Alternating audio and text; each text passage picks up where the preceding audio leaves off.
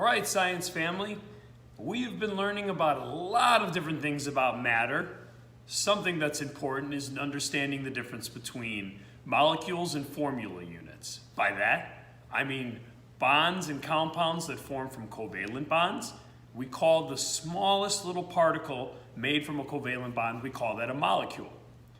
Anything that's a formula unit is basically the smallest whole entire thing made from ionic compounds. We call those formula units. We know a lot of people use the word molecule loosely to mean everything that's a compound, but actually things formed from covalent bonds, they're called molecules, and things from ionic compounds are called formula units. So right in front of me here I have sugar and salt. Now, something we've learned about is that a property of ionic compounds is that it's called an electrolyte. But what does that mean? Where does that come from? Well, let's explain that through this quick demo. So first thing is I have some just pure water here, and I'm gonna fill both beakers up here so that you see. It's just simple water. Now what I'm going to do is I'm going to take my salt. Remember, salt is made of sodium and chloride, a metal and a nonmetal, so that means that it's an ionic compound. Remember, the smallest piece of an ionic compound that still has its properties, we call that a formula unit, when one sodium and one chlorine ion come together. So the first thing I'm going to do is I'm going to take my salt, and I'm going to dump it in my water, and I'm going to take my glass stirring rod, and I'm going to dissolve that salt into the water. All right, I'll let that sit. Now I'm going to take my white sugar. I'm going to take it in my empty beaker that just has water in it, and I'm going to add that sugar to the water, and I'm going to stir. Now we're learning that ionic compounds, one of its properties is that we call them electrolytes. Now you've heard of electrolytes before, maybe like in Gatorade or sports drinks. Yes, we need different types of salts in our body when we're rehydrating ourselves because those ions can help with proper muscle function.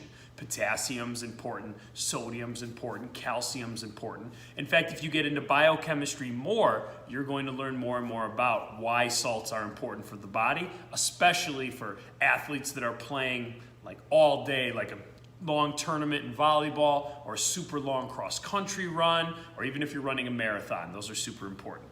So what I have here is an apparatus. It has a light bulb with a positive and negative end, and what you can't see is that I have it plugged into the wall. The thing is that the light bulb isn't lighting up yet, okay? But there is electricity going through it, but nothing's completed the circuit for the light bulb to light up. So what I'm going to do is this. I'm going to place this light bulb inside the sugar water to start. If the sugar water conducts electricity, this light bulb will go on. So let's see if that happens. No, nothing happens. All right, so an explanation for that is sugar, which are covalent compounds, right? It's a molecule. When they dissolve in water, they really don't break apart into positive and negative ions, so therefore, they're not electrolytes. They don't conduct electricity. Again, think of the word electrolytes and electricity. There's a similarity there and a relationship. All right, now I've got my salt water. Let's see if we put this into the salt water, if it'll conduct electricity. And lo and behold, it does. Can you see that? When I put the light bulb electrodes in the salt water, it conducts electricity. So what's happening here? Well, when we dissolve the salt into the water, it started breaking up into its positive and negative ions. Positive sodium ions and negative chlorine ions, technically called chloride. By doing so, there are positive and negatives in this water, and when we put the electricity through it, the electricity can pass from one electrode to the other to complete the circuit so the light bulb can light up. So when we think about properties of ionic compounds, we say that they tend to be electrolytes, meaning they often can dissolve in water, and when they do, they conduct electricity. Unlike molecular compounds, which have covalent bonds. These guys don't break down enough, and they can't create that positive and negative end that can conduct electricity.